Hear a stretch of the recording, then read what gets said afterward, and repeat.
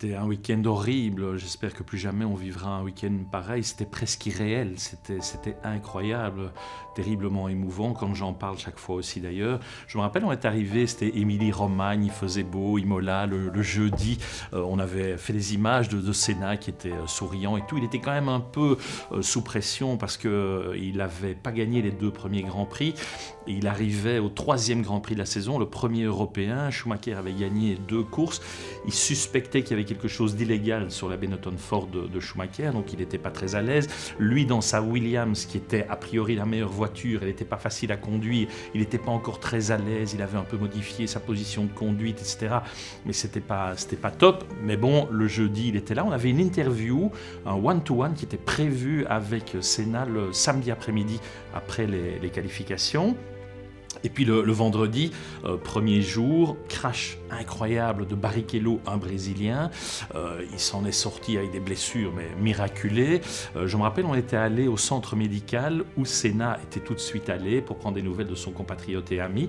Et quand il est sorti, j'avais posé une question, on marchait à Senna et tout, qui avait dit oui, ça va, il est choqué et tout, mais ça va aller. Donc ça avait marqué tout le monde. Et puis le samedi, on commentait en direct les essais, on a commenté en direct le crash fatal, la mort de Roland Ratzenberger, un jaune autrichien. Je ne connaissais pas bien Ratzenberger, mais la personne avec qui je commentais, Eric Bachelard, était un grand ami de Ratzenberger, et ils avaient partagé un flat ensemble au Japon pendant quelques mois.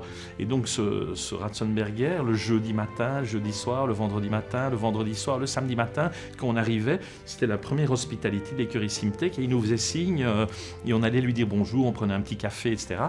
Et le samedi soir, quand on est parti, on est repassé devant l'hospitality, les rideaux étaient fermés, on s'est regardé avec Eric en disant le gars avec qui on a pris un café ce matin, hier, avant-hier, il est mort. C'était vraiment incroyable. Senna avait été terriblement marqué par cet accident. Son attaché de presse était venu me trouver et avait dit Gaëtan, sorry, mais tu comprends, l'interview est annulée bien sûr, mais il est à la direction de course, comme ça tu auras quand même quelque chose, vas-y, et quand il sort tu pourras prendre une image, mais pas de question, rien. Et je me rappelle quand il est sorti, il avait sa casquette nationale bleue là, ses lunettes de soleil, une chemise mauve, il marchait comme un automate, et le caméraman Michel Rouzeret de la RTB le précédait, on avait un travelling, c'était une image incroyablement forte.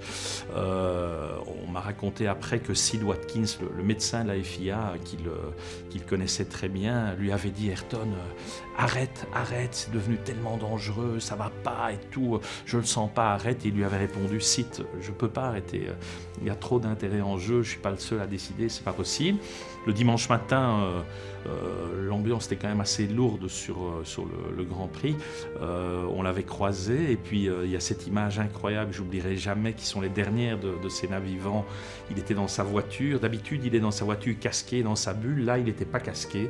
Il avait déposé son casque sur le museau de sa Williams Renault, et il était pensif, il était comme ça, il réfléchissait, il était comme ailleurs, une image terrible, incroyablement forte. Puis le départ a été donné, carambolage au départ, des trucs qui volent partout, drapeau, enfin pas drapeau rouge, voiture de sécurité. Et puis redépart, et Senna part en tête avec Michael Schumacher derrière, et puis à Tamburello il sort de la piste et il va s'encastrer percuter le mur de béton.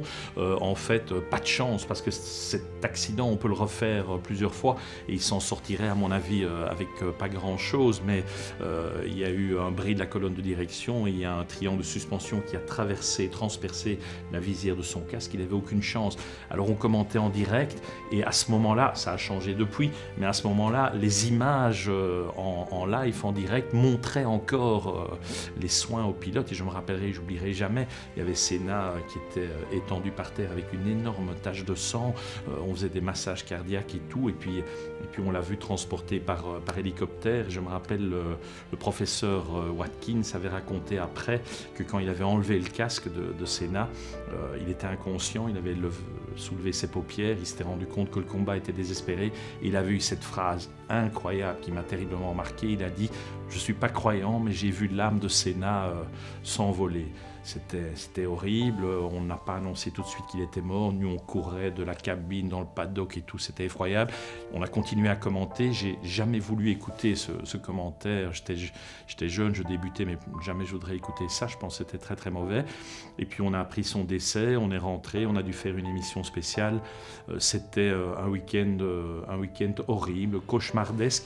Le dimanche soir, on était 5 de la RTBF, on allait manger dans une pizzeria à Imola et c'est le seul repas de ma vie où personne des 5 n'a dit un mot. On était tétanisés, tout le monde se repassait le film de ce week-end en se disant mais qu'est-ce qui s'est passé? C'était vraiment incroyable.